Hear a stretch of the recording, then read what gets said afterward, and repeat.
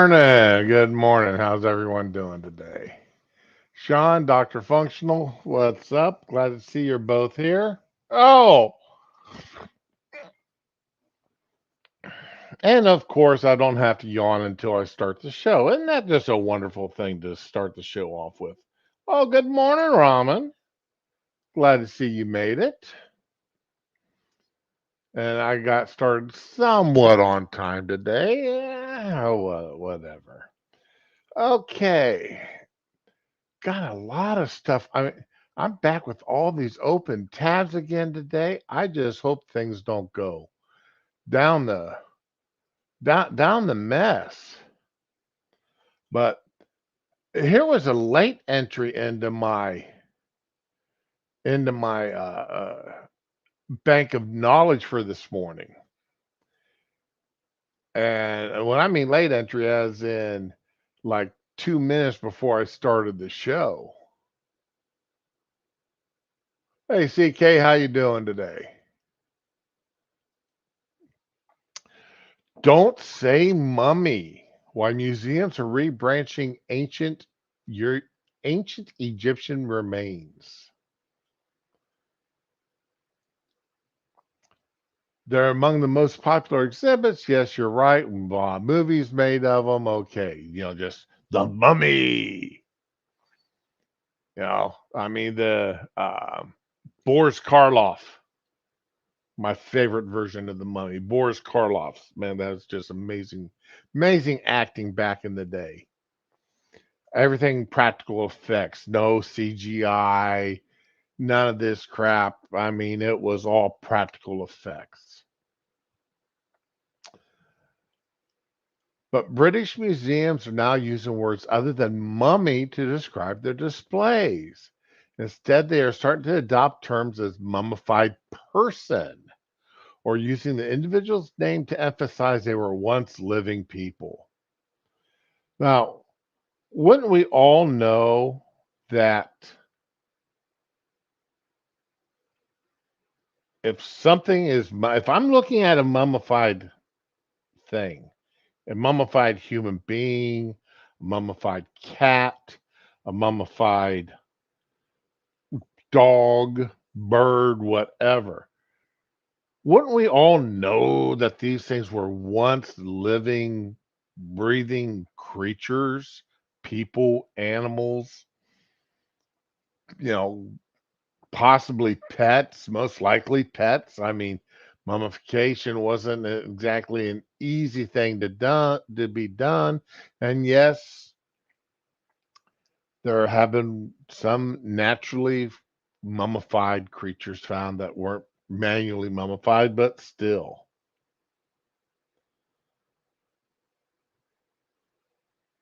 Who's a weatherman? I know weatherman. But in the name of political correctness, they're now call him a mummified person because you just might mistake that 5'5" bipedal creature as being a dog or a cat. So it's a mummified person. There was once a person. Duh, yeah, we already know that. They were people at one time. Using different languages to describe these human remains can also distance them from the depiction of mummies in popular culture, which tend to undermine their humanity through legends of the mummy's curse by portraying them as supernatural monsters. Oh, yeah, I'm looking at something. I see it's dead versus I've gone to a movie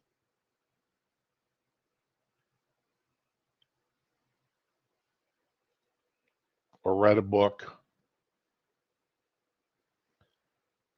People, come on. This is ridiculous, okay? We know that these were once living people and that they're not out of the movies.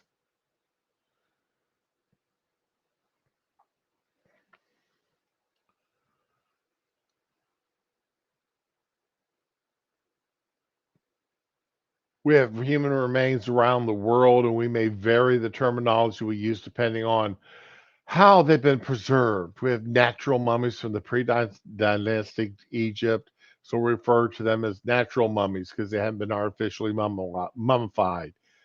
Yes, I mean that's what I was saying. There have been naturally mummified, and it's not just from Egypt, but other parts of the world. They found naturally mummified uh, people and animals, mastodons, woolly mammoths. I mean, yeah, they found all kinds of naturally mummified animals and people. Then, of course, there's the ones that were wrapped up in the linens and stuff, had their brains pulled out through their noses and such. Yeah,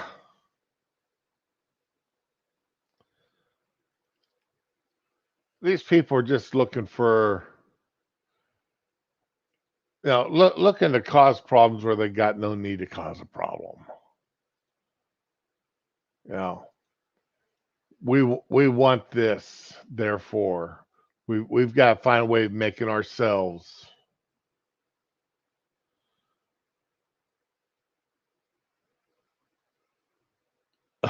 uh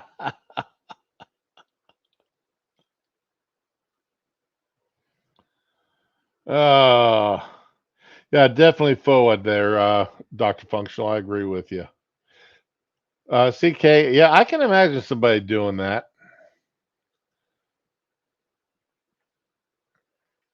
I can really imagine someone doing that. Ah, okay. Yesterday we talked for about a little bit about shift for brains and how and the pencil act or resolution.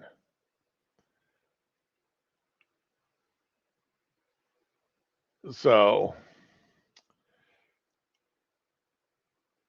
there found another article here on about old Shift Brains, and this is actually Shift for Brains actually talking about himself, more or less.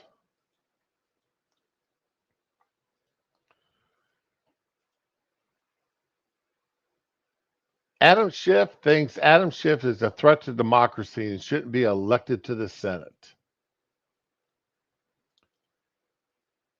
The California representative who frequently lamented the spread of misinformation and its subsequent threat to democracy, but was a frequent purveyor of it himself when he was running for the U.S. Senate on Thursday. Schiff is seeking Dianne Feinstein's seat as a senator. But Schiff has listened to his comments from recent years about politicians who allegedly spread misinformation. Adam Schiff would think Adam Schiff shouldn't be elected to the Senate. He's routinely commented on how anyone who spreads misinformation threatens our democracy. It's a constitutional republic, you dumbass. He's spoken about, repeatedly tweeted about misinformation is dangerous. But it's been shown hundreds of times where Schiff has outright lied while on the House floor. He lied as chairman of the Intelligence Committee. He didn't just spread misinformation, just slightly adjusted the information to fit his agenda. He just flat right lied.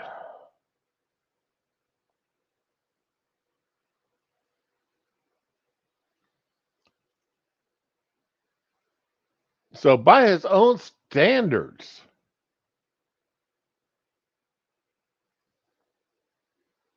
Schiff should not be in office. Much as this is leading me sort of to this huge conflagration about Santos out of New York, which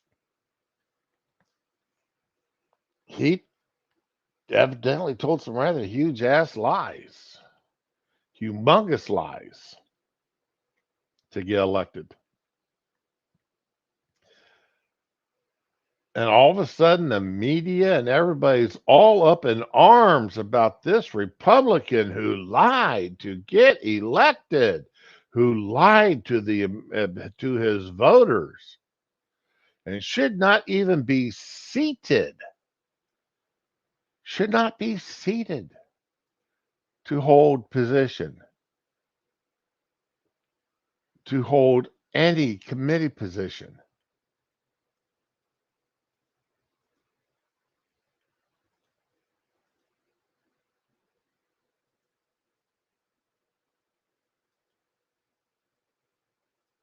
Even though his staff had met committees? Go right ahead. Because you have direct power over who goes on these television, but you also will be able to create for your full house, you're taking off other Democrats, perhaps Representative Omar. But you have said that lying to us is something that means you should be removed from the Intelligence Committee, but why is it not a factor? Well, let me be very. All right, now this reporter, in case you missed it, bringing up, Santos. Why is Santos being allowed on any committees? Why, if you're pulling Elhan off a committee and you're refusing Elhan position on a committee and refusing Schiff for Brains a position on the committee, why are you allowing Santos on committees? He's gotten elected by his district. So, okay, let me be very clear and respectful to you. You ask me a question. When I answer it, it's the answer to your question. You don't get to determine whether I answer your question or not, okay? McCarthy, thank you. I don't really like you, McCarthy, but at least you're putting this reporter, put these reporters back in their places. Don't let them feed you your lines. All respect. Thank you. No, let's answer her question. You just raised a question. I'm going to be very clear with you. The Intel Committee is different. You know why?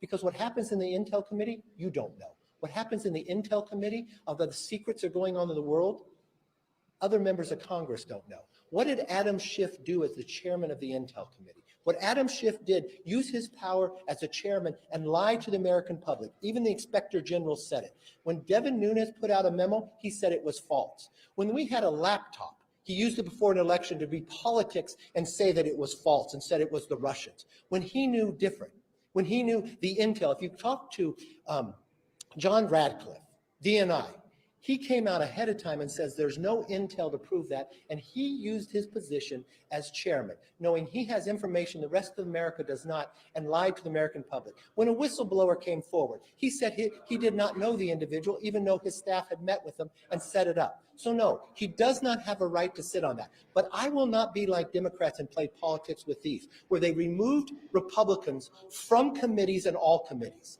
So yes, he can serve on a committee, but he will not serve on Intel because it goes to the national security of America. And I will always put them first, all right? But you know what? Those voters elected Schiff, even though he lied. Those voters elected Swalwell, even though he lied to the American public too. So you know what? I'll respect his voters too, and they'll serve on committees, but they will not serve on a place that has national security relevance because integrity matters to me. That's the answer to your question. So this is what we've been waiting for. That was great. Hey, Mitch, good morning to you. Yeah, Boehner, I tell you,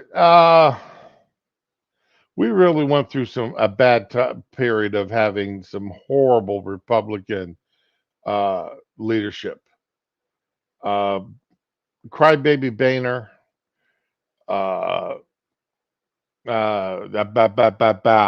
who's that other dickhead?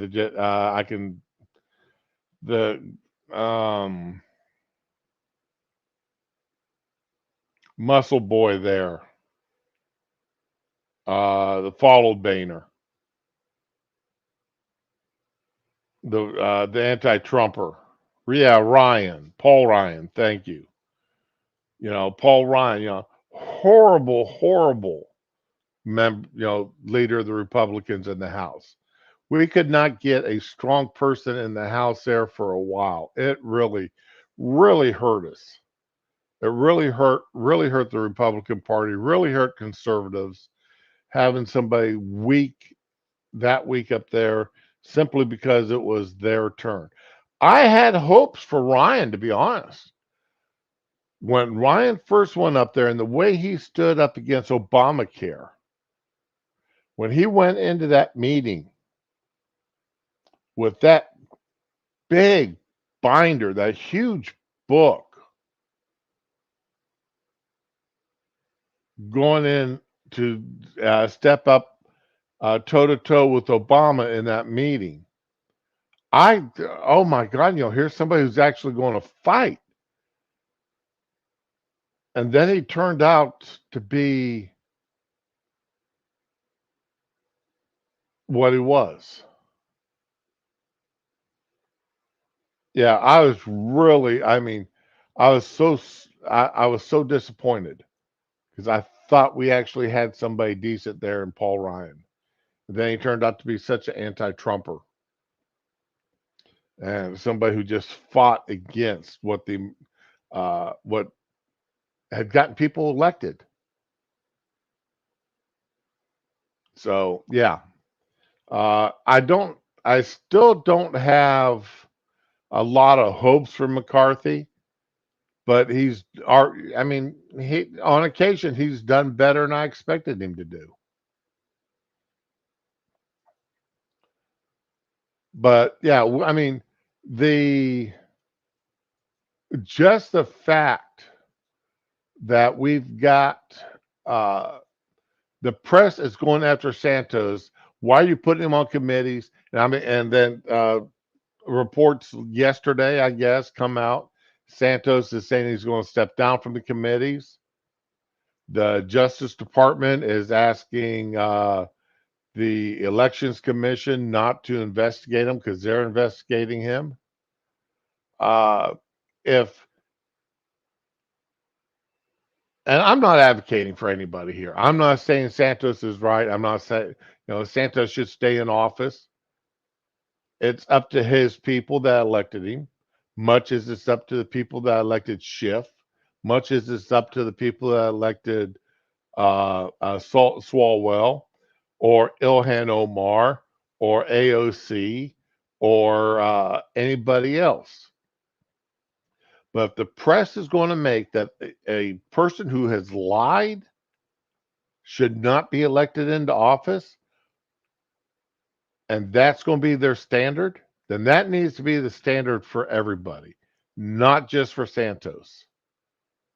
Now, granted, Santos, if even half the stories about him are true, he went way over lines. Way over. But is it going to be just a matter of degree? You can tell 5 lies and still get in, but if you tell 6, you can't. And who makes that determination? This should be something left up to the voters in those individual districts. I started to get into discussion. I've invited this woman. Never met her before. And all right, but we started getting into discussion about term limits. And as I've said before, I'm not in favor of term limits for the House or Senate. Simply for the fact you should have the right to vote for the person that you want to vote for to represent you. And if you personally like that person and you feel they've done you a good job, you should not be restricted from having them working for you simply because they worked for you for 5 years or 6 years or 8 years on an arbitrary set of numbers of years. I want to have trust that people are going to vote for people who actually represent their positions. And you should not be denied that right to vote for somebody simply because they've been there before, because they've been there for. Now, you also, though, the flip side of that coin is you also have the right to vote against somebody because you feel they've been in office too long and they have forgotten what they're supposed to be doing. They've forgotten what they're there for, that they've forgotten that they're there to represent you as an individual and you as your community, and that they've gotten up there and got themselves comfortable and believe that they are gods or demigods or something, and therefore are better than everyone else, and they are entitled to that position, that chair in that house, in that Senate is their chair, and no one else has the right to it until they decide they want to give it up. So at that point, that person is no longer representing you as an individual. And I would trust that the people who have the ability to vote for them for that individual wouldn't vote for him, would vote him out of office because they no longer trust that person to represent them.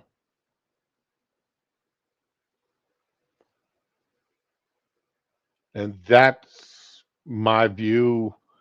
And yes, that is a pie in the sky view. I understand that. But I'm not for the removal of anybody's uh, ability to vote for an individual just because that person's been in office for 4 years, for 6 years, for 8 years, for 12 years, whatever. So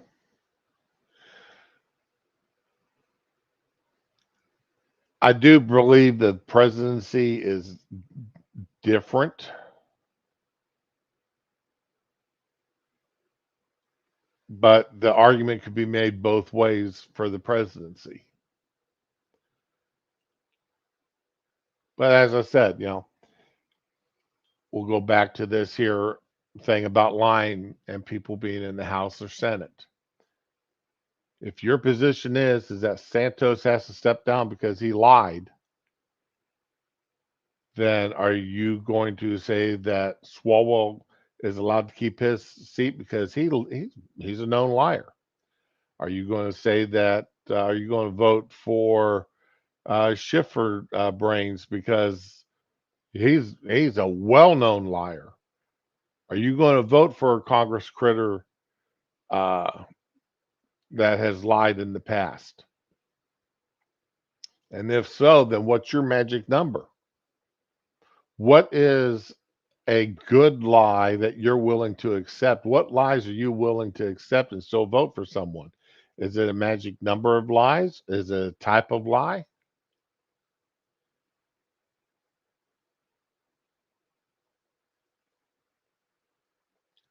So, you know, don't I don't like it when people sit here and all of a sudden get all sanctimonious and point their finger across the aisle and say, he should not be there because he lied. We demand he step down because he lied.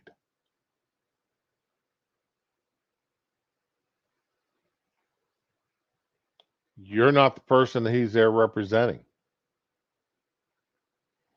You are not the person who voted for that individual, male or female, that have them in there representing you in office. So, did the person you vote for lied? Has that person that you voted for ever lied to you, or lied in front of got up in front of the press and told a lie, and you knew that while they're up there they were lying? So anyway, step down off of that soapbox real quick.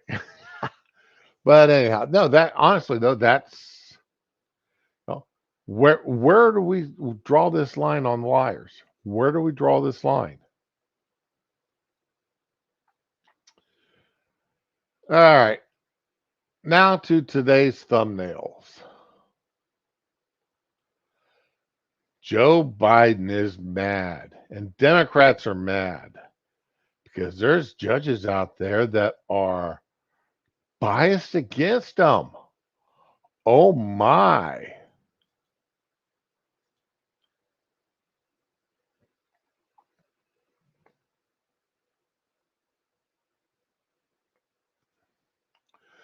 Biden's Justice Department finally stands up to out of control Texas judges. Trump appointees keep playing along with Texas's brazen judge shopping. The Biden administration has finally said enough. As soon as President Joe Biden entered the White House, Texas Attorney General Ken Paxton launched an unprecedented campaign of obstruction to block his agenda in the courts. Paxton took advantage of a quirk, really a loophole, in the federal judiciary. A state can pick a specific judge who will oversee its case by filing in a small division where only one judge sits. Using this strategy, Paxton has positioned his cases before a rotating cast of the same conservative judges, most of them nominated by Donald Trump, the evil Donald Trump. They have dutifully played their role in this pantomime of litigation, issuing an unending series of sweeping injunctions that block Biden administration policy nationwide for months or years. On Thursday, the administration finally said enough. In response to yet another Texas lawsuit exploiting this loophole, Biden's Justice Department called out Paxton and implicitly the judges for playing along with his scheme. The DOJ highlighted Texas' blatant and shameless judge shopping, urging a transfer to another court in the interest of justice. Naturally, Trump-nominated Judge Drew Tipton is unlikely to oblige. After all, why Paxton handpicked him for this lawsuit? But the DOJ's filing marks a new phase in the battle against Republicans' judicial gamemanship. The Justice Department is finally playing hardball in the lower courts, forcing a compromised judges to address their own complicity in a cynical, partisan chicanery. Oh my! The Democrats have discovered that there's biased judges. That there's judges out there that are partisan. The Democrats have and all these judges are Republicans. They've all been appointed by that evil Donald Trump.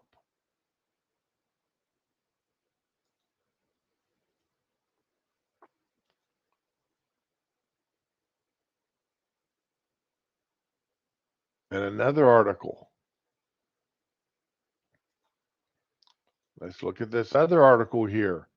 Same thing. It's time for Democrats to get serious about injunctions. Republican appointed judges have routinely and systematically overruled Biden's agenda through their unrestrained use of nationwide injunctions. It's time for this to end. Far-right activist judges are on a rampage against Democratic policies. Last month, tens of millions of eligible Americans were prevented from getting up to $20,000 of their federally held student loans canceled by President Joe Biden under his long-awaited debt relief program. Unfortunately, this setback to the Biden administration's carefully crafted, broadly popular executive order did not come from elected officials accountable to any American constituency. Instead, the hopes of millions of Americans with debilitating student debt. Student debt that they agreed to take, debt they asked for, that they went and said that they would pay back. But no, we can't say that. We shh. That's the quiet stuff. We can't talk about that. We're dashed by a single right-wing federal district judge in Texas, appointed by the former President Donald Trump.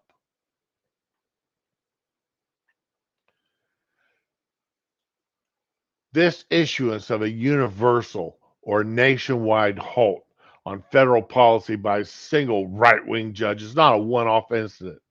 Over the past 2 years, activist district court judges have been issuing this kind of sweeping injunction of Biden's policies, even the laws of Congress, with alarming frequency. Back up to the previous. This begs an important question. How can a lone Trump-appointed judge in Texas, through a single opinion, overturn the Biden administration's meticulously planned executive order in all 50 states? In April, U.S. District Judge Catherine Mizelle, a Trump appointee in Florida, struck down the administration's mask mandate for public transportation, a common sense public health measure meant to reduce the spread of the deadly COVID-19 virus. In 2021, U.S. District Court's Judge Marcia Howard, a former President Bush appointee in Florida, halted a provision in the American Rescue Plan that provides $4 billion in debt forgiveness, grants, and training and education to farmers and ranchers of color to redress the effects of discrimination. Probably because it was discriminatory. Whoops, don't want to say that. Can't say that they struck it down because it was a racist policy. Ooh.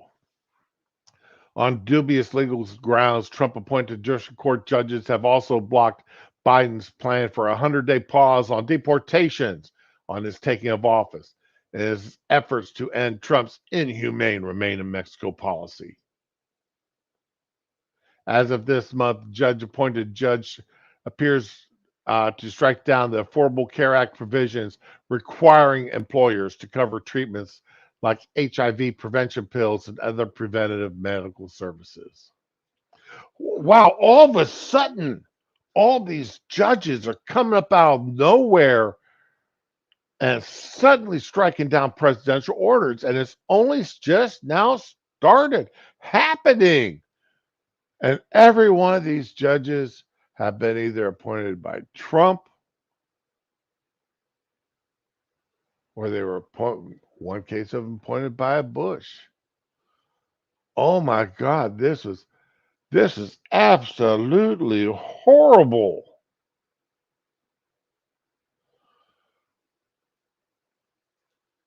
I mean, how is it that this has never happened before? I mean, it could never have happened before, could it? Have there never been a judge blocked a Republican plan? This has never happened before.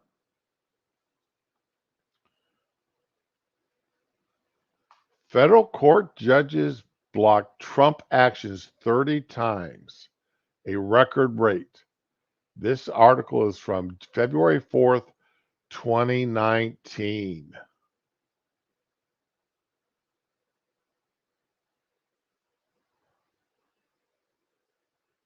Federal district judges who preside over a portion of a single state have been able to block President Donald Trump's actions 30 times through nationwide injunctions, far more than any other administration in history, according to the Justice Department. This trend has prompted the Trump administration's Justice Department to seek an end to nationwide injunctions following a similar argument made by the Obama administration.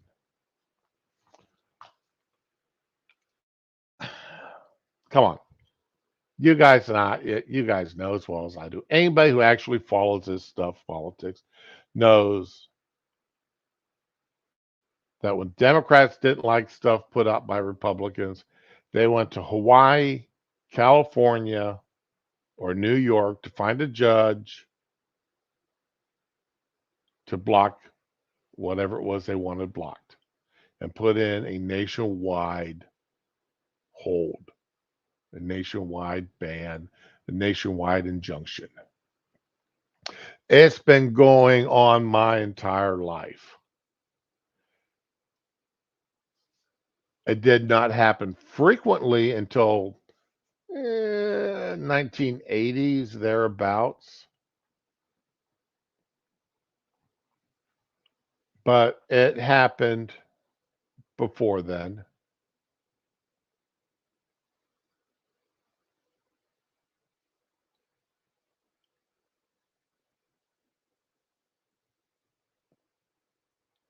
Yeah, Dr. Functional, you're right. They really, they hate the checks and balances when the checks and balances work against them.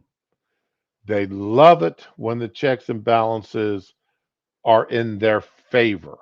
When they can use it to stop a plan they don't like, they love it. They absolutely love being able to go and find a judge out of Hawaii.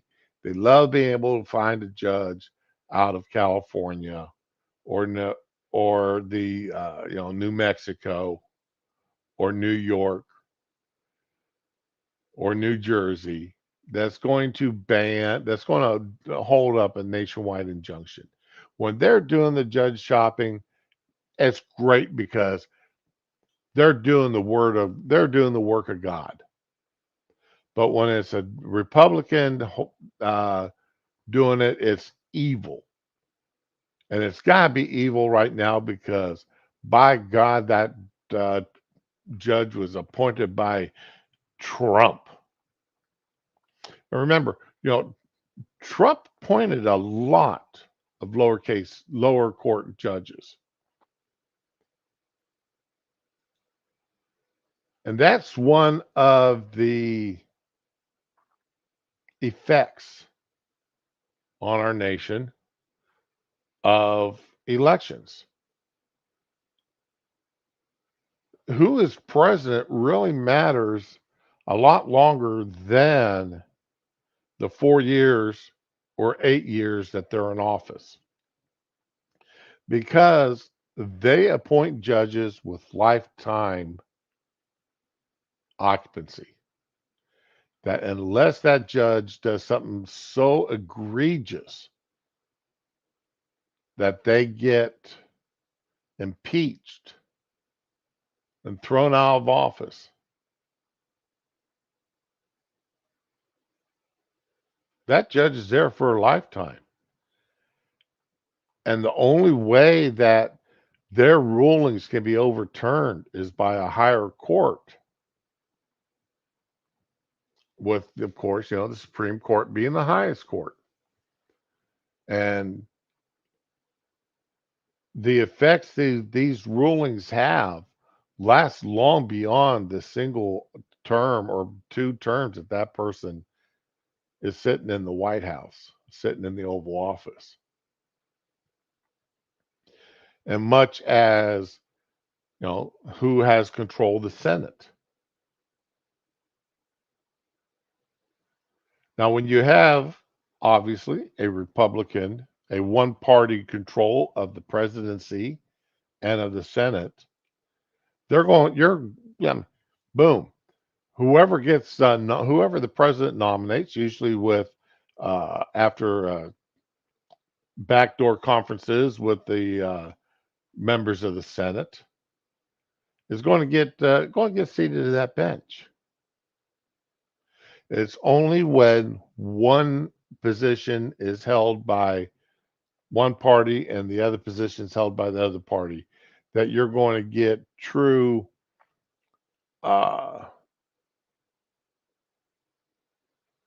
critical examinations of who's going to be sitting in these judgeships. That the judges appointed are going to be far less right, far right or far left judges. Both parties do it. We know that. Both parties are going to nominate judges that uphold their views.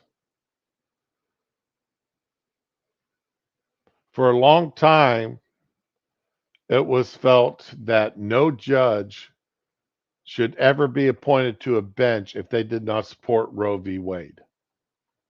They did not 100% support Roe v. Wade. Because my God, that's got, as of time it was overturned, it's almost 50 years, 40 years of precedence. It's sat there. It's stood the test of time.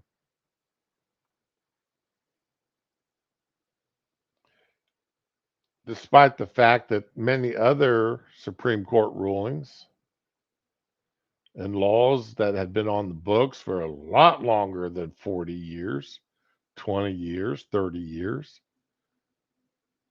were overturned because, well, they were bad law. It was bad law. But we don't want to talk about that. We don't want to acknowledge these other bad laws that had been on the books and were precedents for extended periods of time.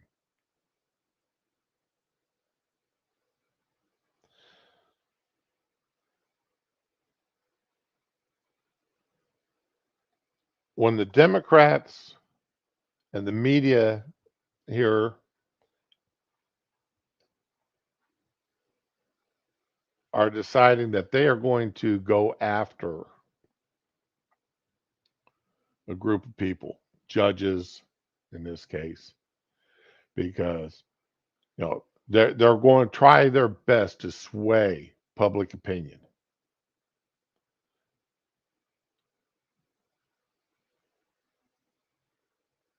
To sway that public opinion in a way that the public outcry will be there to change the laws preventing nationwide injunctions by one judge. But once again, the Democrats, they aren't thinking. Even though they just got done using judges out of Hawaii to stop and put nationwide injunctions against Trump's policies, Trump's executive orders and such, like the travel ban. The travel ban that, for the most part, with some modifications, merely extended the same travel ban that Obama had in place.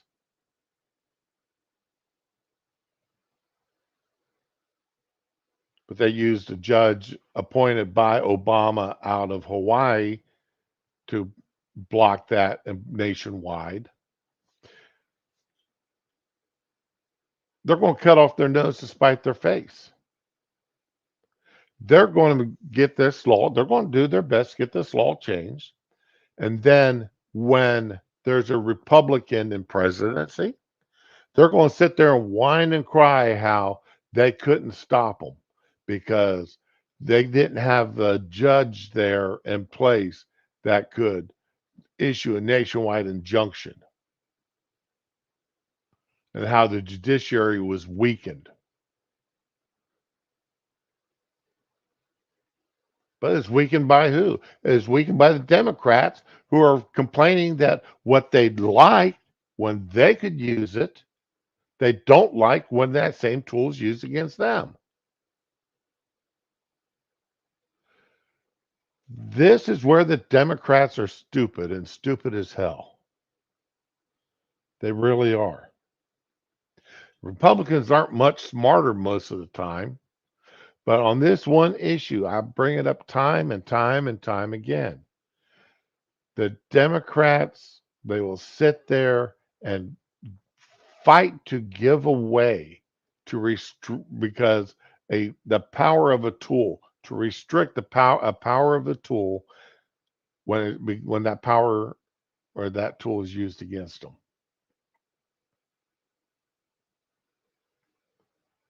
No matter how much they welded it, how often they used that same authority in the past, as soon as it's used against them, it's time to get rid of it. And then they'll whine and cry like little babies when they can't use that power anymore and they want to use it because that power was taken away. Well, why was it taken away? Because they gave it away. They gave that authority away. I've I've never liked judge shopping. I think there should be some restrictions on it, but I wouldn't know how to set up any restrictions that would be legitimately fair and wouldn't be abused because judge shopping is an abuse. These people do abuse the issues a lot. This whole thing.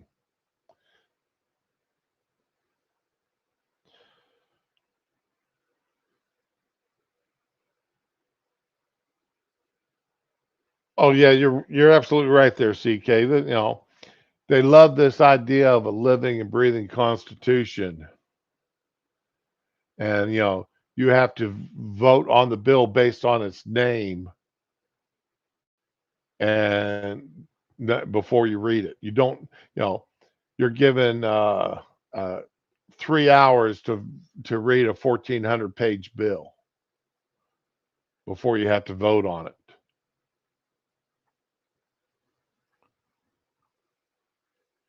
There, there really ought to be, you know, a rule that for every page that bill is, you know, it has to be submitted 5 hours prior to the vote. You know, just for the simple fact you can't have a bill sitting there forever. You know, I also like single issue bills. And I also like the idea that every bill should be referenced back to a congressional authority within the Constitution.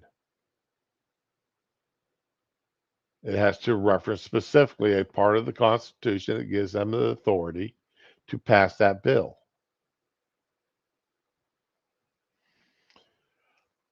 I believe a lot of the alphabet soup agencies need to be dismantled.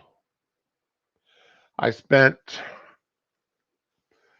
I ended up down a rabbit hole about on a CPS malfeasance yesterday and continued a little bit this morning. And lawsuits brought against CPS in Arizona, Florida, and other states. And the power some of these CPS people seem to think they have. And mostly women.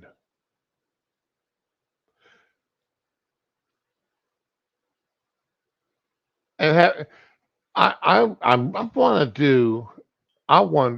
Something just popped up in my mind.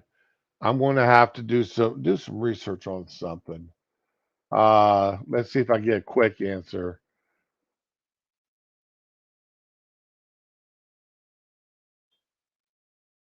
And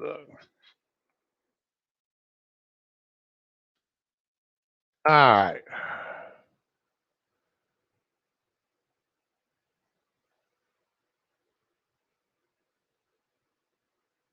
No, this isn't giving me. This isn't. It's giving me elected offices. I have to wonder how many women, what the percentage are of women who are government employees.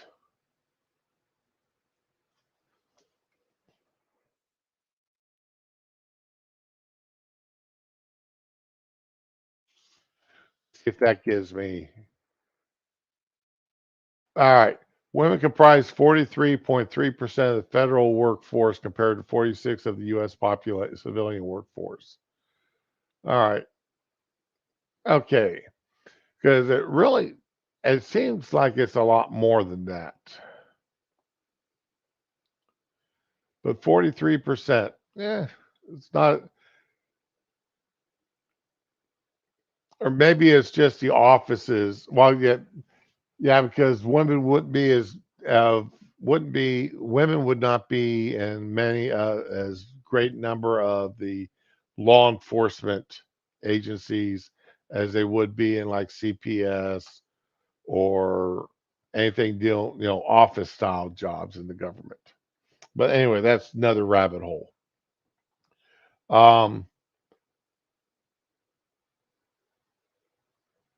But a lot of these agencies,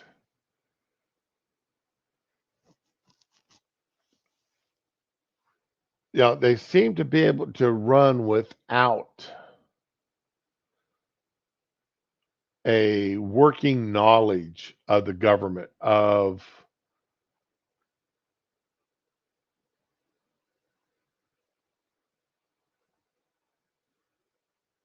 that was where I was going with that, Dr. Functional. What is, you've got your administrative jobs.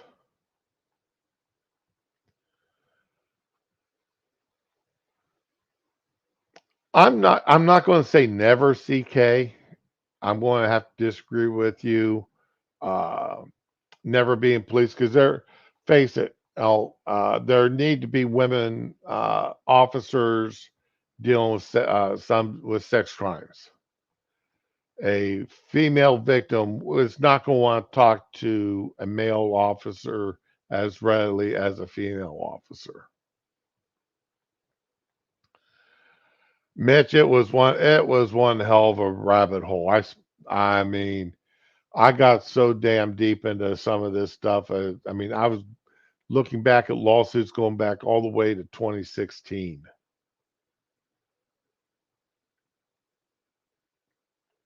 It was because I kept getting angrier and angrier and angrier at some of the deposition. As a deposition here, the lady was asked, if the Supreme Court says this, wouldn't you agree that the Supreme Court lays down the law of the land? Yes. So if the Supreme Court says the child should be with his parents unless it is extremely detrimental to that child's health, physical or mental health, which is more important, your policies or what the Supreme Court has ruled? And her answer was, our policies is what I'm going to go by. And she goes, well, what about the law? It's our policies that matter, not the law. I'm sitting there going, you've got to be kidding me. This woman actually believes that it's more important to follow the policies of CPS than the law of the state or the law of the country.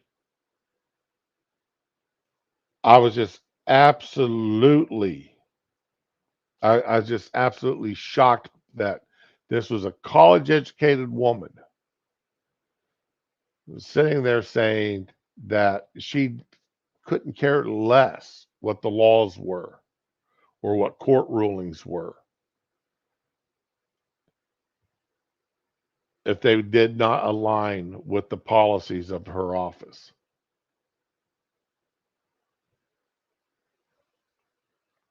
So, and that's why I ended up going down this rabbit hole. And then I turn around, I dig myself out that rabbit hole, and I get in this other one with the woman with the discussion on term limits. Now, I actually invited the woman. I told her, because she wants to have a discussion, a verbal discussion instead of a typed out discussion, which I fully agree with.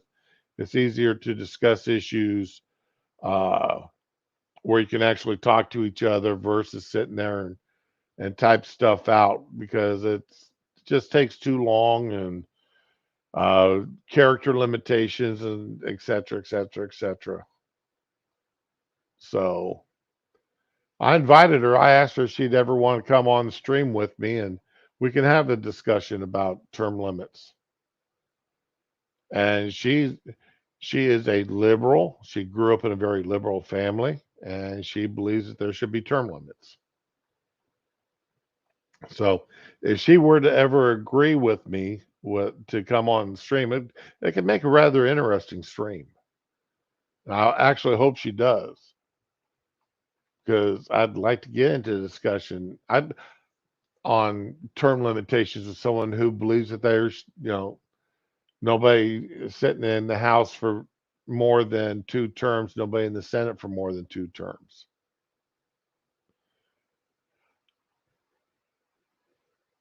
Personally, I don't, I've said this before, I will vote against someone that's been in office more than 3 terms, because I think they need to go back and start living under the laws that they passed.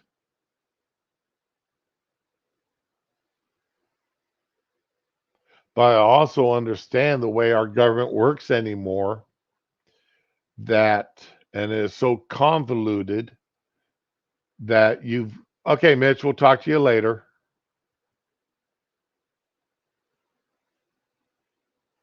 You have a good one, my friend. Enjoy yourself.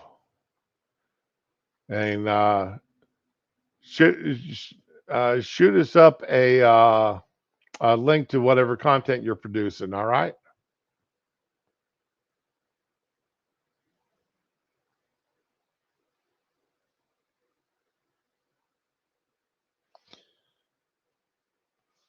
Oh, wow. My family, like I said, I've talked about this before. I grew up in a Christian. Well, I grew up with an alcoholic father until I was in 6th or 7th grade. He was a functional alcoholic. Uh, I'd gone to church. I've gone to church most of my life. I was a junior deacon in church. I was an altar boy. Um, no, it wasn't a Catholic church. It's Protestant Christian church. Grew up on a working farm, and pretty much was a straight A/B student, except in German class, and I was a solid C student in German class. Uh, my parents were Democrats, but they as more because they were, uh, firm believers in unions until I was in high school. Actually until Reagan got into office, and then they both uh, changed parties to Republicans, changed the registration, because the unions were. I think it was air controller strike that finally turned them off on the unions. But anyway,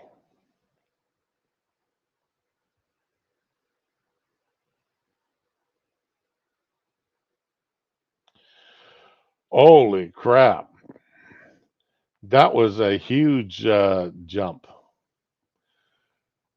Um, I wasn't particularly enamored with Reagan when he first ran, but then remember, I was also influenced by the Kent State shootings, which happened when I was in 6th grade, and it was close to where I lived. I mean, I've made no secret either. I'm a Buckeye. I grew up in Ohio. And the Kent State shootings were rather close to where I lived.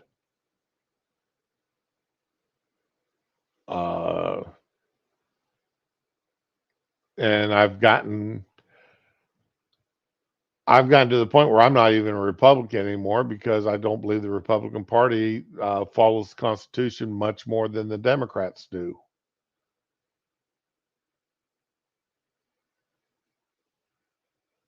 I would love to see us go back to following the Constitution. I believe we've got too many federal agencies. I don't believe a federal agency like the ATF with what they've just done should be. I don't believe any federal agency should be able to pass a rule that has the effect of a law. That anything like that should be only done through the Congress. Federal agency be there to enforce the laws set by Congress and voted on by Congress and signed off by the president. I don't believe the agencies should have the right to set up rules like they do. To me, that thoroughly violates the Constitution.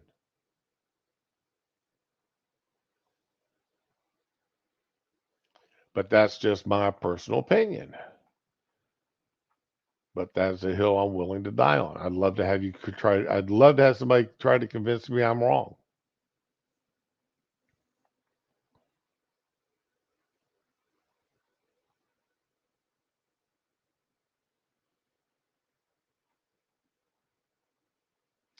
Yeah, Jimmy Carter was an interesting president. Okay, he got voted in, I think, more because he was nice. He had that Southern drawl. He had that. He had a personality totally different from every other person that had ran in recent history. Much as Ross Perot and his run for office that got Bill Clinton elected.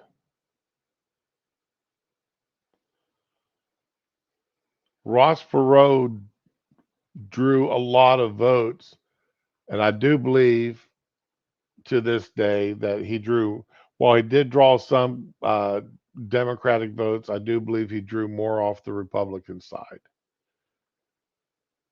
And that's why Clinton was elected.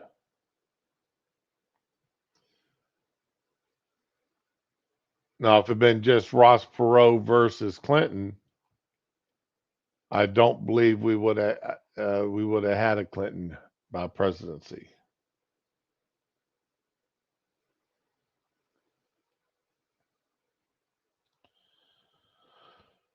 Oh, that year, yeah, I don't think so. See, good because the Carter was such a micromanager that he got stuck in too many things. And I mean, Carter was the polar opposite of Trump. Trump delegated and expected things to get done. He just laid out the broad outlines. And that was one of Trump's worst failings because that also allowed the well-known established facts. We got the TikToks and the YouTube videos to prove it. That allowed people in the administrative offices to slow leak, what we in the Air Force used to call slow leaking, the job. Well, yeah, we know that we're supposed to be doing this, and well, we'll get around to it when we get around to it.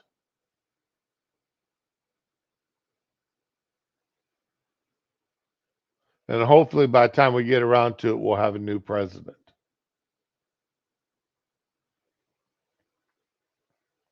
So yeah, there was a lot of that in Trump's administration. He really did. He did a bad job in some of his appointments.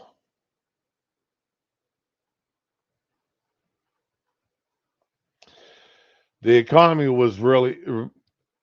I graduated high school in '78, and I remember gas hitting $1 for the first time.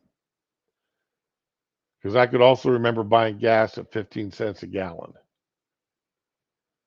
I could go through the change and that I found in the cushions of the couch or my dad's lounge chair and go down, fill up my dirt bike, my mini bike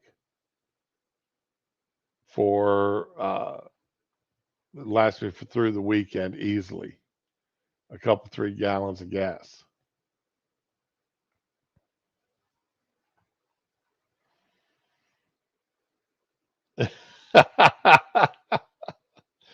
Yeah, we used to call it slow leaking. Somebody get out on a job, the job that's supposed to take 15 minutes, and they'd be out there an hour later still doing it. There was heard somebody Navy girl talking yesterday. I was talking to, and she was saying that they had 2 different types of cleaning details. You had the clean to clean detail, and then you had the clean to time detail. And the clean to clean is you were on that job cleaning that thing until it was clean. And once it was clean, you could leave. And then you had the other one where, okay, we got 2 hours to fill, so go spend 2 hours cleaning bathrooms and let's spend this last 2 hours getting everything cleaned up. Well, if you know you're going to be there for 2 hours cleaning before you can leave, you're not going to clean very hard or very fast. Versus you can leave as soon as this stuff is cleaned up. You're going to clean this quickly and hard and as quickly as possible because you know once it passed muster, you're out of there. The interesting terminology comes out of the military sometimes.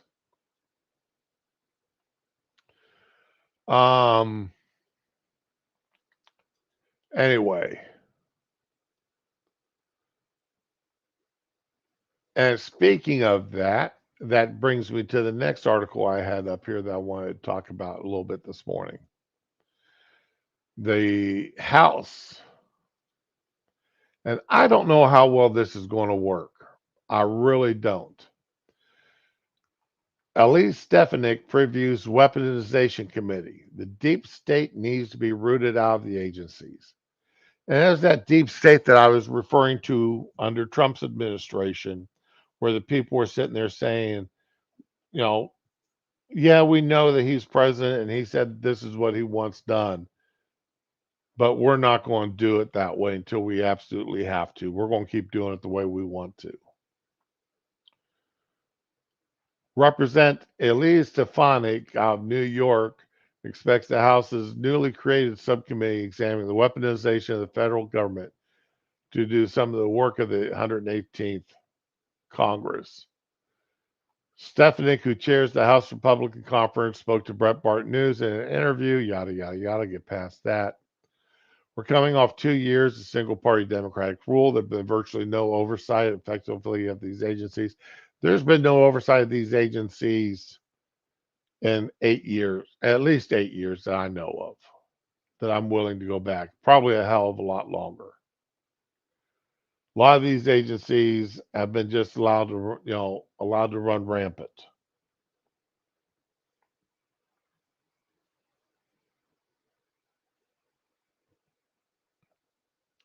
I'm muted. Am I muted? Test 1, 2. No, I'm not.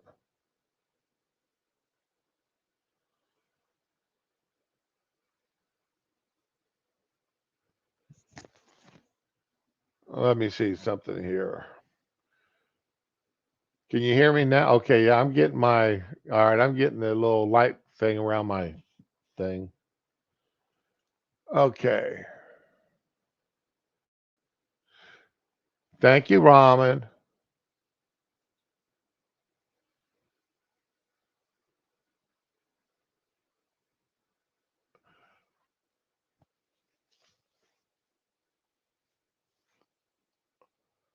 Okay, that article.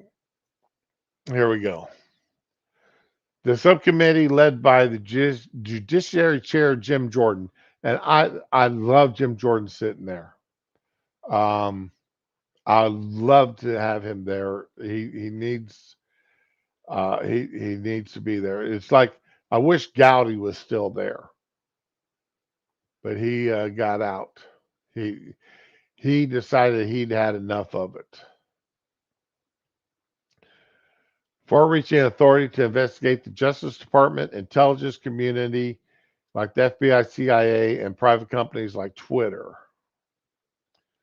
Modeled after the famous 1975 Church Committee chaired by former Senator Frank Church, the subcommittee is expected to have a massive budget, roughly the size of the former Speaker Pelosi's January 6th committee, to probe allegations of civil liberty violations within these agencies.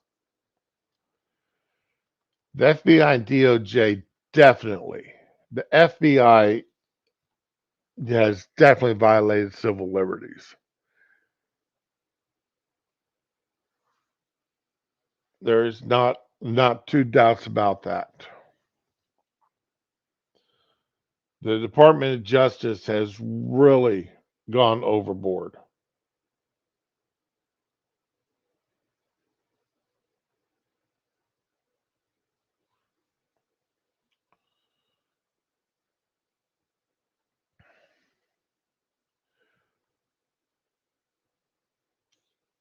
All right, what's going on here? Here we go.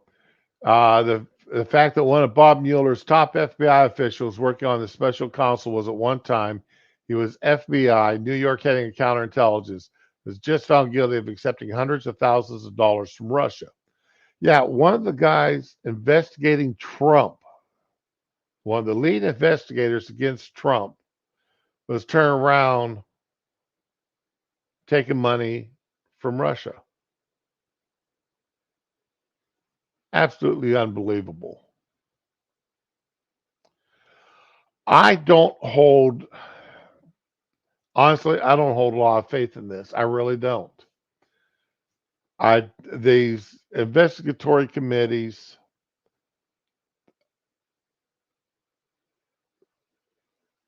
they don't get very far. They get lied to.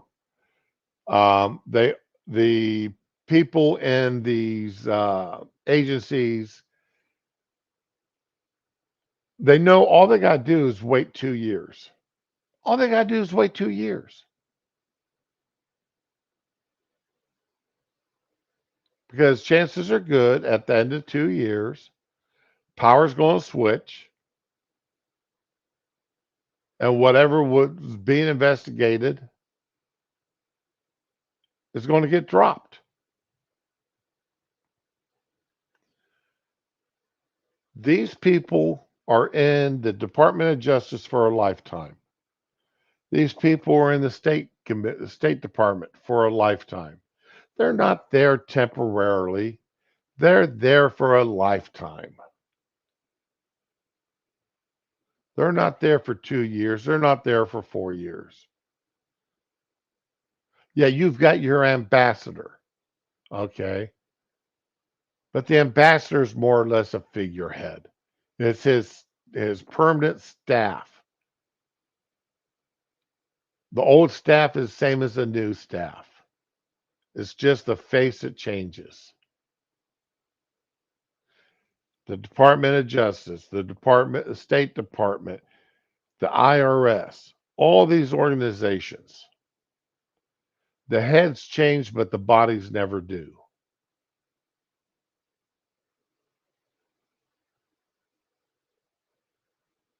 So that's the changing out who is going to be sitting up there at the top is not going to necessarily fix the problem.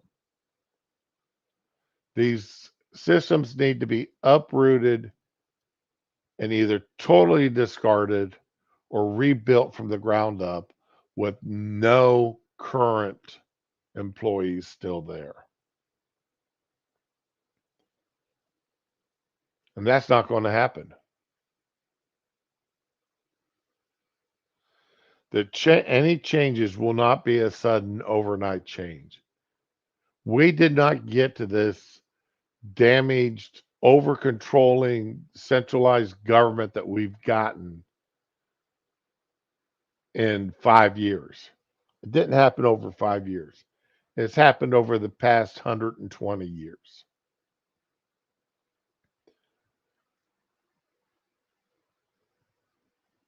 All right.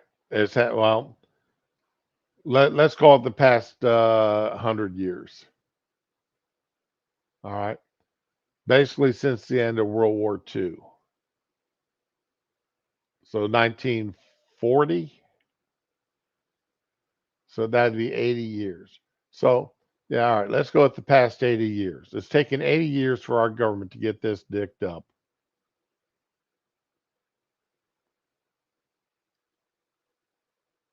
It's going to take at least that long to get it straightened back out again, if it ever gets straightened back out again. So I've got no hopes. Yeah, there will be some cosmetic changes. And the Republicans will stand there and shake their hands above their heads and say, we've done it, we've made things better. And cosmetically, for a little while, yeah, things will be better. And then they'll just turn around and slowly devolve again.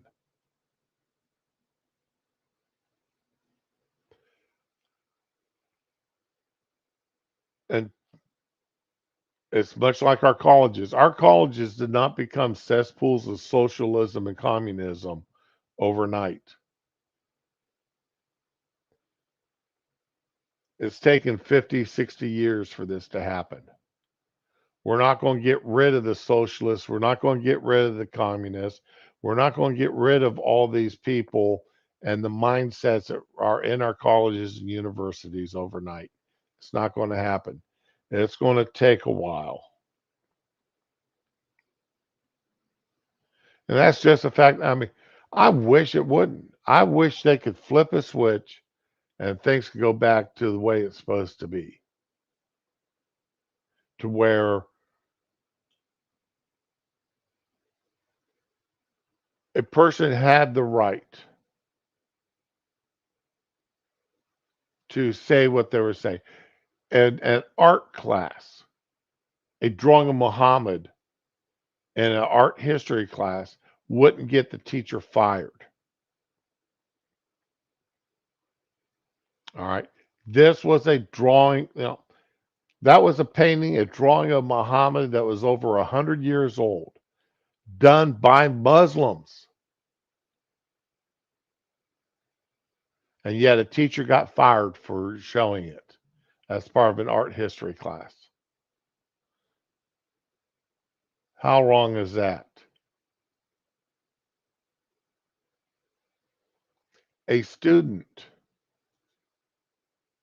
where is it at here? I've got an article here. Here we go.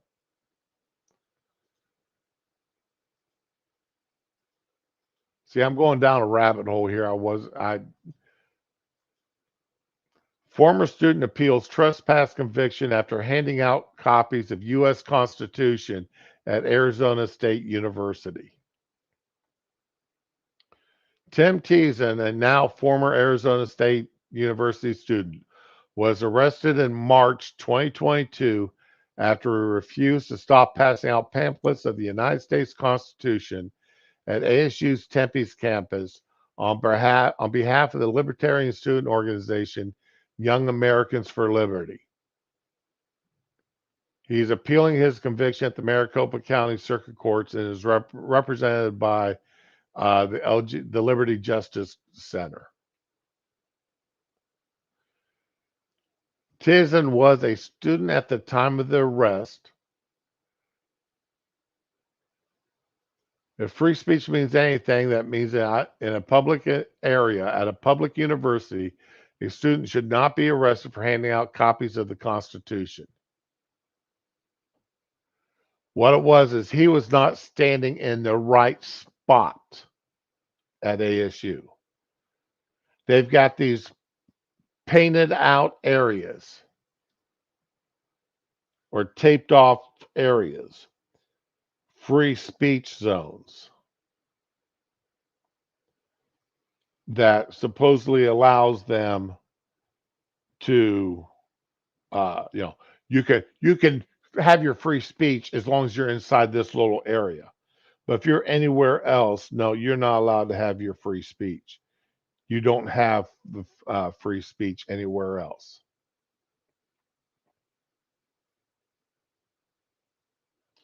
And all he was doing is handing out copies of the Constitution.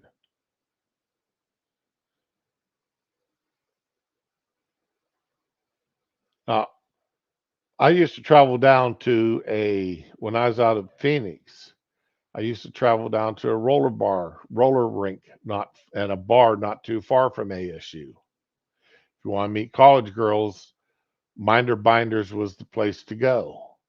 It was just off campus in the early and mid 80s. That's where you wanted to go, to Minder Binders. And then Roller World, I believe that was the name of the roller rink that was down near there. But we'd drive down from Phoenix down there to go roller skating and the Minder Binders to meet college girls.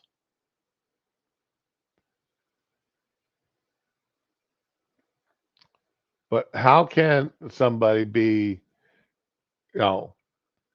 teasing a set up a temple of the campus's North Plaza with the YAL logo while distributing the pamphlets? Don't call them pamphlets. They were copies of the Constitution.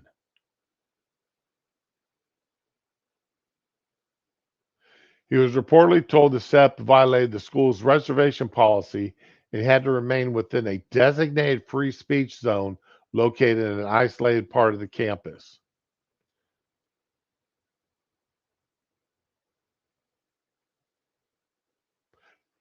Now,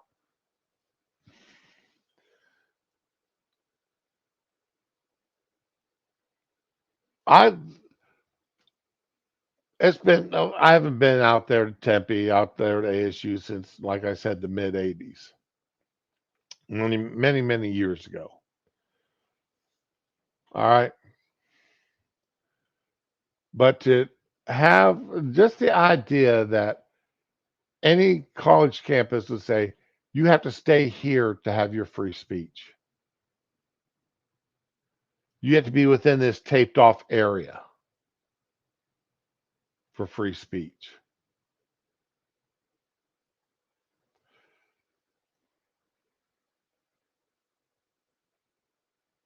Now, again, no right is totally unlimited.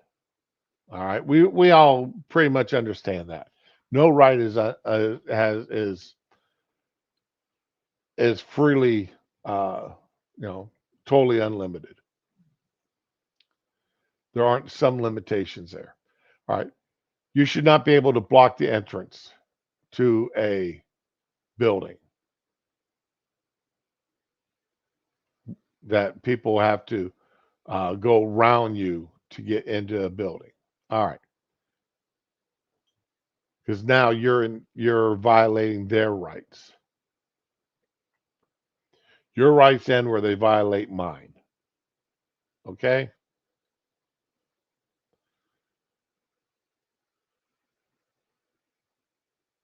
But just to pass out copies of the Constitution and get arrested for that, that's stupid as hell. That really is.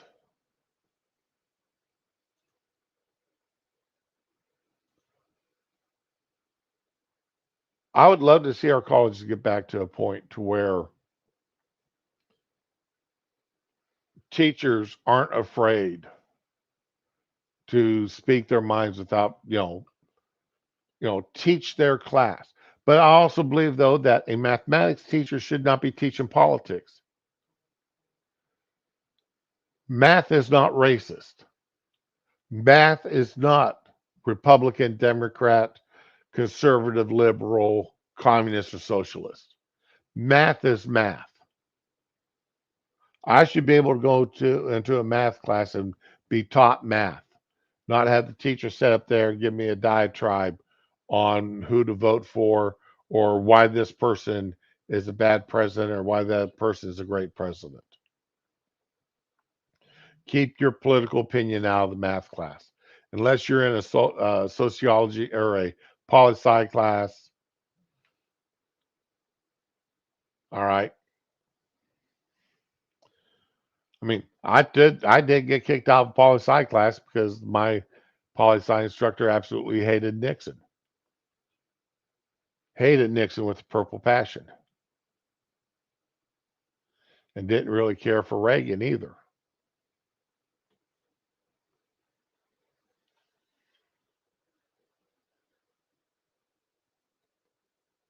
But why should we be allowing our colleges, our universities, why should we be allowing our Department of Justice, why should we be allowing these federal agencies to become so encumbered down into the politics that the body overrides what the president or the Congress writes?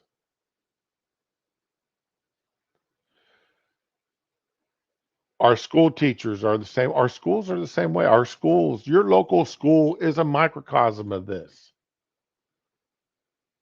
It's trickle up, trickle down. I'm so far off my beaten path that I wanted to go to today. It's not funny. Somebody throw me a lifeline, ring me back into shore. But all these people who suck at the public teat sit there and tell us what we are doing are wrong, what our beliefs are wrong. And we paid them to do it. We paid them to tell us we're wrong. And that we don't know what we're doing. Think about how crazy that is. We pay people to tell us we're stupid. We pay school teachers to tell us they know better how to raise our kids. 20-year-old, 23, 24, 25-year-old college kids who just graduated college, have no children of their own. And we pay them to tell us we don't know what we're doing when it comes to our children. Unbelievable.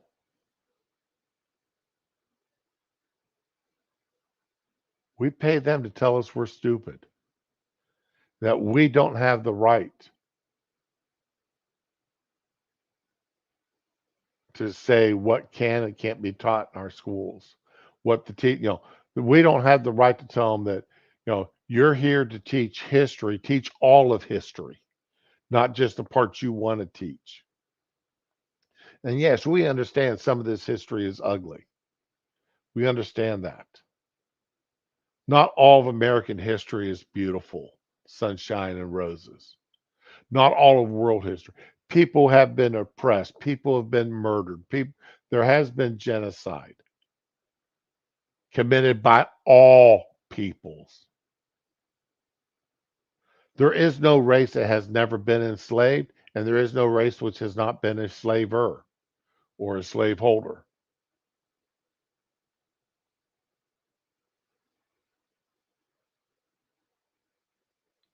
It's simply not there. There is no race that it's got a perfect history of how they treated everybody, either within their own race or without. It's never happened, never will be. There are no perfect peoples out there. And yet we want to pretend that one group of people are evil based upon their skin color. No, your skin color isn't what makes you evil. It's your brain and your actions. It's what you do. It's what you think that makes you either good or bad. It's what you do. It's how you treat other people. That's what makes you good or bad. It's not your skin color. It's not what you have between your legs. It's not who you want to sleep with. That's not what makes you good or bad. That's not what makes you evil. That's not what makes you a saint. It's how you treat other people.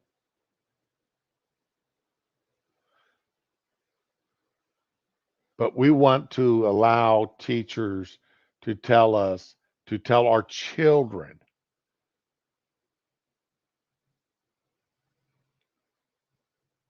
that the person they sit next to, the person they eat lunch with, the person they go out on the playground with, the person that plays on the ball team with them, the person that helps them with their homework is evil because of the color of their skin,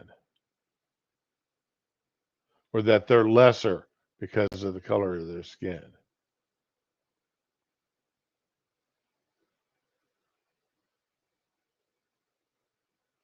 That's not what we're paying our teachers to do. Our teachers aren't there to teach our children morality. We pay our teachers to teach them reading, writing, arithmetic, to teach them history, but all of history. Let's get real with it. Let's stay real with it. You know, yes, good, bad, it's happened. Let's learn from it and move on. And there is nobody today in this country enslaved. There's no slavery in this country today, no legalized slavery. Now, what happens with the illegals who come across the borders, man, that's an issue in among itself, too. My God, is that an issue? I think I've got another story about that here going on today. That was back to the injunctions. That's about judges again. What was this? That's that article. I've already looked at that. All right. You know, um,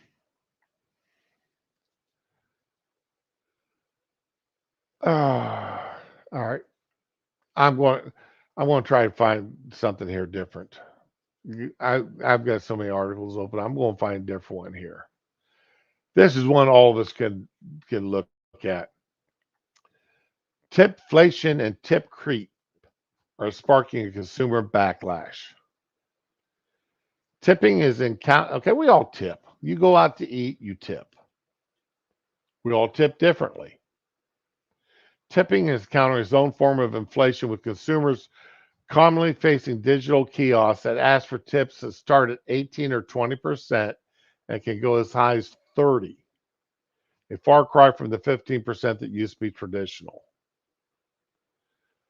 I remember when 10% was the traditional tip. And more types of employees are now asking for tips than in prior years. Tips are traditionally given to workers who earn the so-called tip minimum wage, fairly set at $2.13 an hour, thus rely on tips during the balance of their income. These tip workers are wait staff at restaurants and bartenders. That's it. Tipping has been spreading to occupations that earn regular minimum wage or above, such as baristas and drivers. This raises the question whether consumers should feel obligated to add a tip of 20% or more to their check when a digital kiosk is swiveled around for payment. A tricky question when inflation-weary patrons may not feel like adding a tip for being handed a cup of coffee, yet feel ashamed to deny tip requests in public. Now, who all you go into Subway, Subway's one place I've seen these where you go in and it asks you if you want to tip the guy or gal who made your sandwich for you. Do y'all do a tip? I don't. If I'm walking into the place of business and I've ordered a sandwich, they've given me my sandwich while I'm standing there in line, I don't tip them. Now, if I go to a restaurant that's uh, wife and I went out and ate Mexican at a Mexican restaurant the other day. Our bill was between the two of us was like $18, and I left a $7 tip.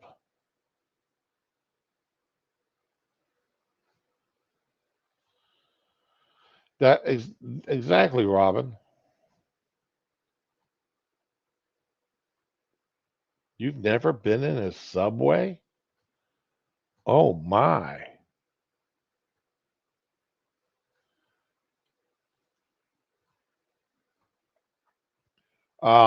Do I tip my pizza delivery guys? Yeah, I usually tip my pizza delivery people. Uh, Especially with the price of gas the way it is. I definitely tip them.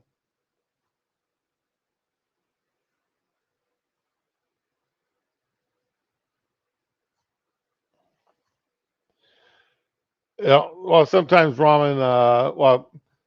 Yeah. Um, I can see why. You. There are days where I head out to work and I've didn't have time to pack a lunch before I left, so I'll stop by Subway or Jersey Mike's or Papa John's to pick up something to eat because I hate trying to stop into a grocery store uh, to get something. So I'll stop by someplace to grab something to eat. I've even stopped by Popeyes and picked up chicken to warm up for later.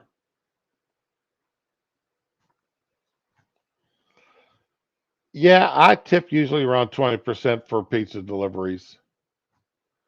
Um, Wait staff, I I still tip depending on the service that I got, honestly.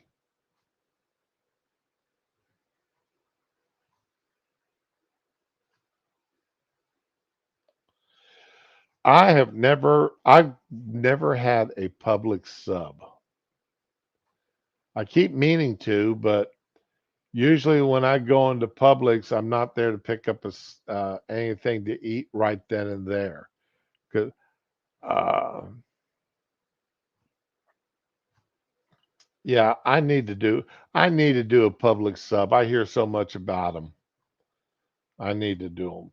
But usually, if I want a sub, I'm wanting to stop in at either Jersey Mike's or Jimmy John's because both of them uses outrageously good bread.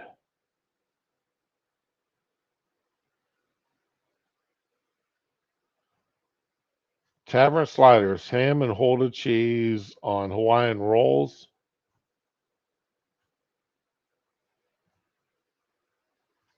Hmm. I like Holda cheese. I really do.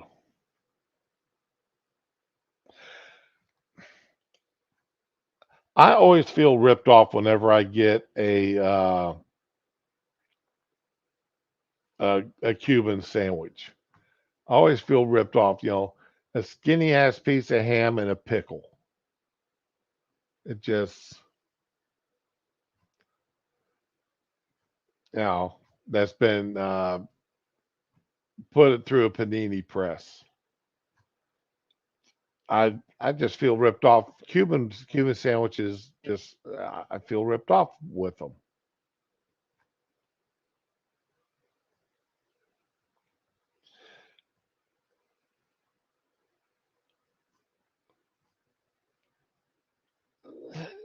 Yeah, the flavor is good on them, but if I'm hungry, the flavor's not going to fill me up.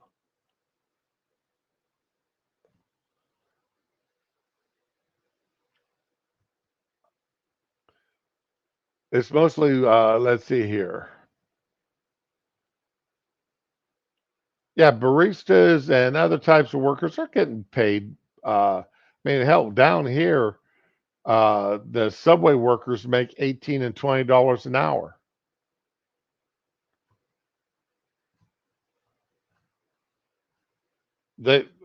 We've got a convenience store down here. Well, one of these gas station convenience stores that serves. They've got a hot deli inside. It's called. Their starting wages are $19 an hour just for somebody to stand at the counter.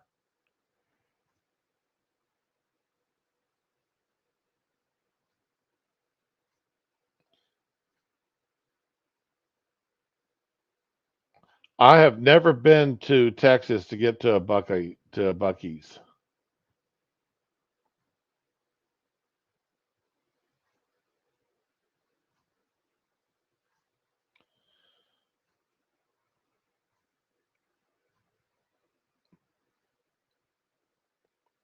Well, this place, it's got a huge hot deli right there. I mean, uh, they're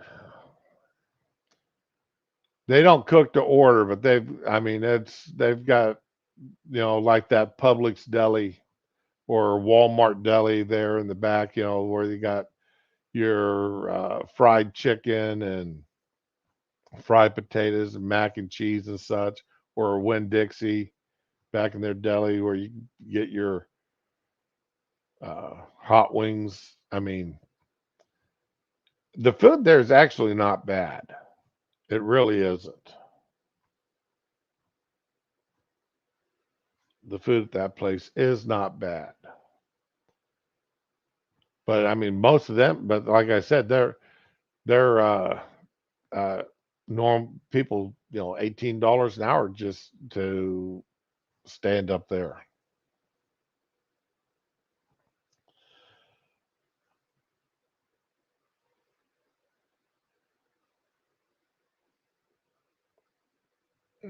Oh, I was so disappointed. I went to now the key lime pie I got was one of those fancy brand name key lime pies from that somebody was telling me about, and that I bought out of Winn-Dixie, and I was so sorely disappointed in that because I did not get that key lime bite that I wanted.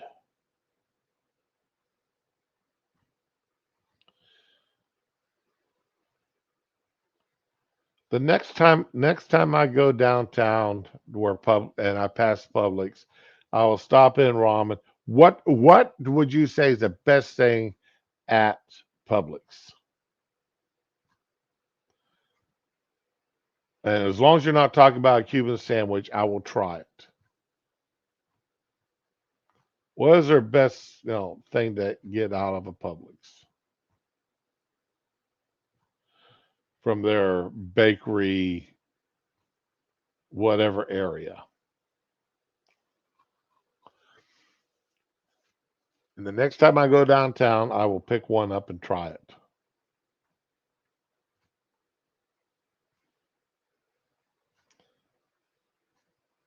The Tavern Sliders. All right.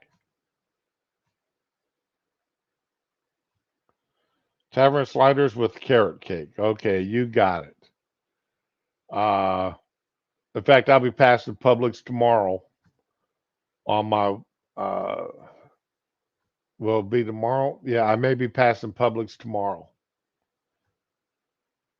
on my way out. So afterwards. So I'll go ahead and try it. Anyway,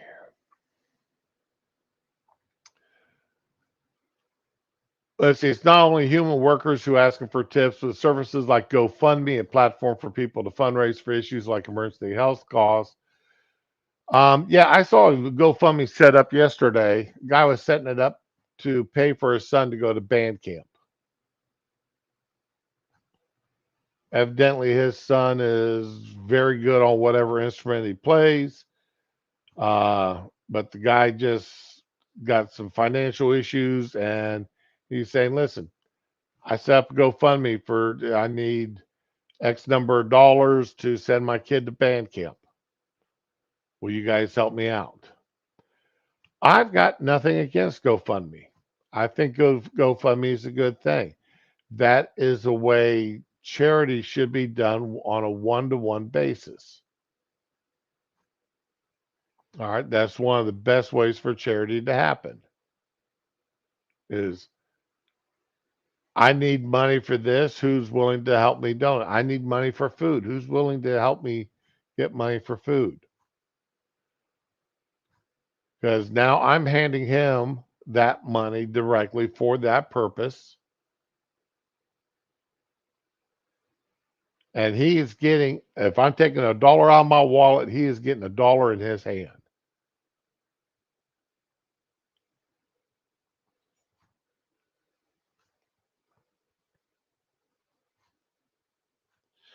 Well, see, I don't get anything out of the Walmart bakery either, usually.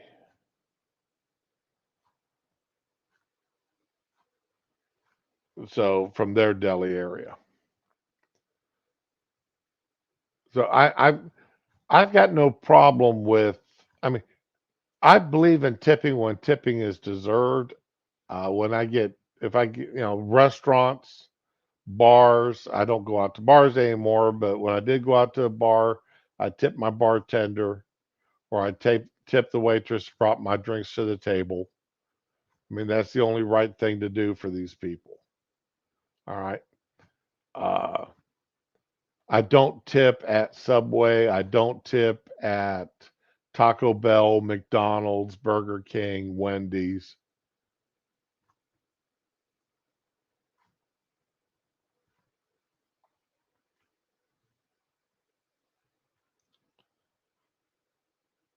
But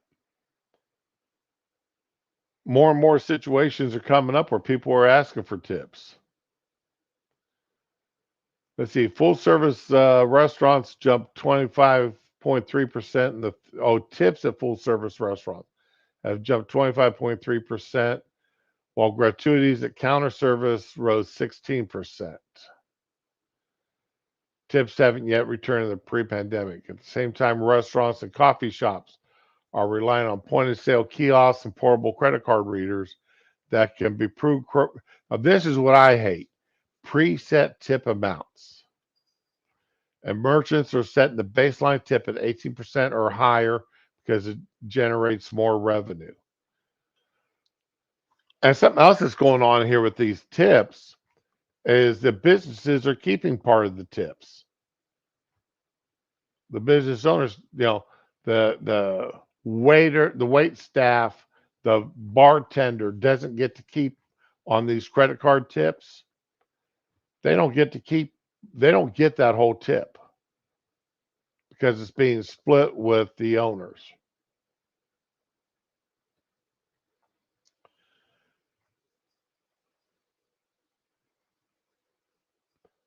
Uh,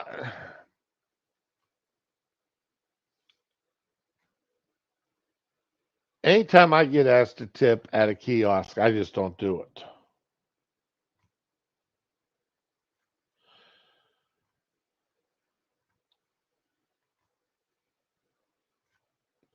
I would think it would be illegal. I would think so, but they're doing it when it comes to these credit card tips at the kiosks. Now, if it's written on the, uh, I believe though, if it's, that's why I always tip cash. I never write tip on credit card. And I try to always hand my tip to the wait staff directly. 'Cause now, once I put it in their hand, what they do with it's up to them. But I always hand the tip directly to the wait staff as much as I physically can.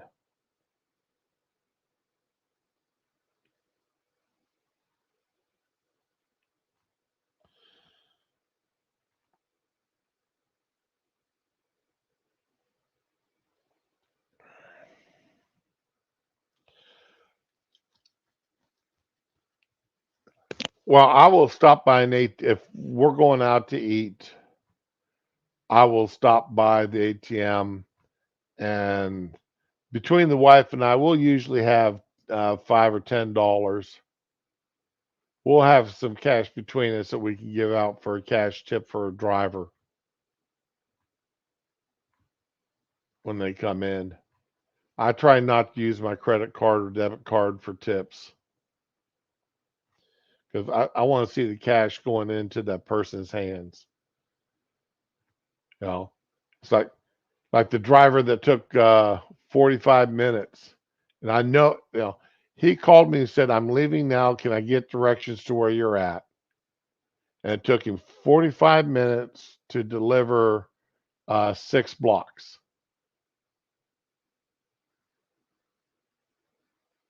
All right. He did not get very good tip. He said, "I'm leaving with your food now. It's 6 blocks. It shouldn't have taken him 45 minutes to get there. Not driving down a major highway." So,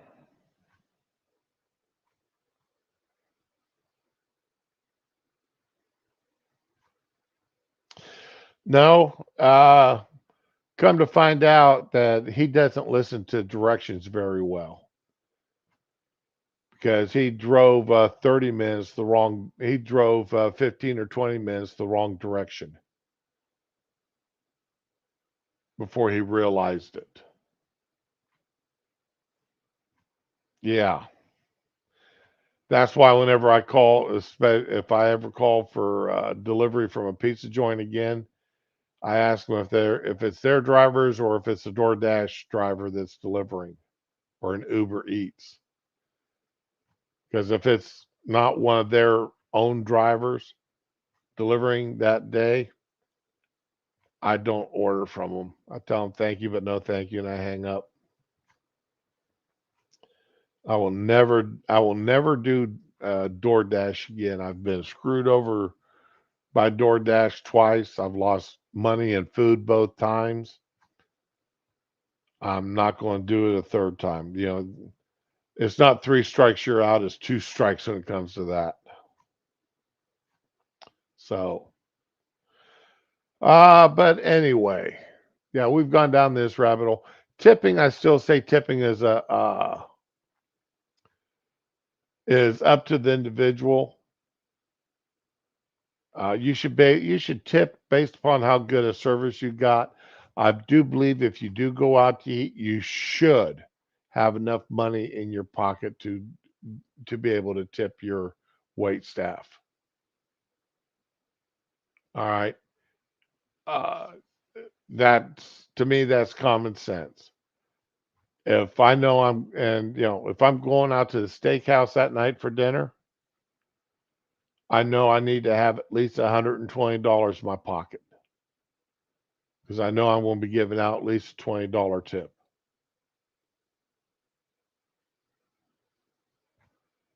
If I'm going to a Mexican restaurant, there's one Mexican restaurant the wife and I really like. I know I need about $80 in my pocket to include the tip. If we go to this other place to eat, I know that I need $50 in my pocket to include the tip.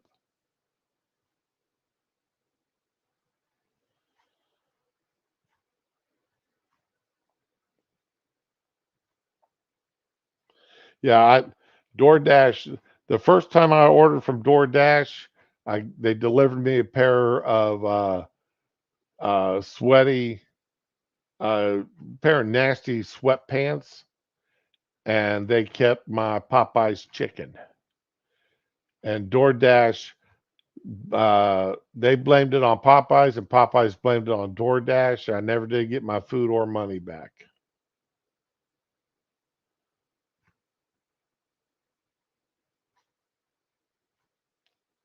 Yeah, Ramen. I had a $30 order from Popeye's Chicken, and they delivered me a bag and sat it down out in the lobby of the hotel. And I went out to get it and open it up, and there's a pair of nasty sweatpants inside of it. And the DoorDash driver ran out and jumped in the car and tried to take off.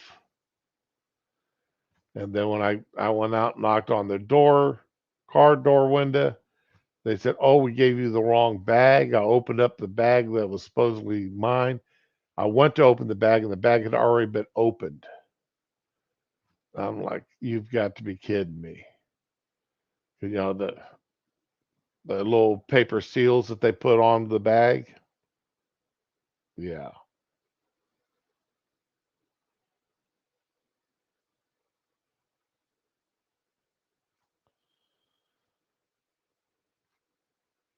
Yeah, so yeah, I don't deal with DoorDash anymore.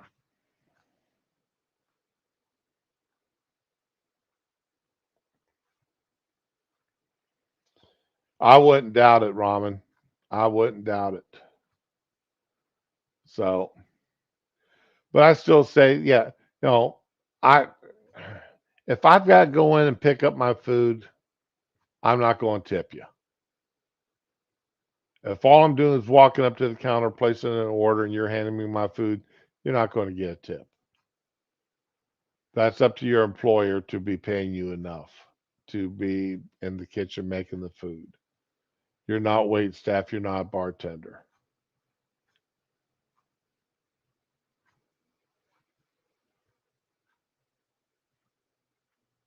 But delivery drivers or waiter or waitress, yeah, I want to tip you. I'm not a huge tipper. I'm not that guy that double. I can't afford to do those 100% tips. Some of these guys, oh yeah, your meal costs you $80. You should tip at least 40. Screw you. I'm going out to eat because I want to go out and eat and enjoy myself. I don't want to go out and eat and cost me an arm and a leg.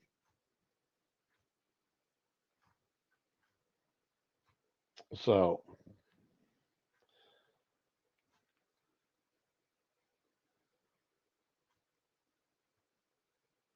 but anyway, I want to thank you all for coming out and listening to me rant and ramble today. I appreciate it.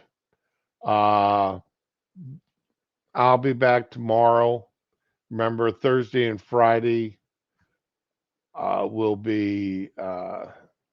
I won't be there, so Ramen or Dar is going to have to do the hosting if there's a Friday fun stream. Okay, but everybody have a good day. Enjoy yourselves. Relax. Go out to eat. Tip your wait staff healthily. All right, and enjoy yourselves. Be with the ones you love and love the ones that you're with.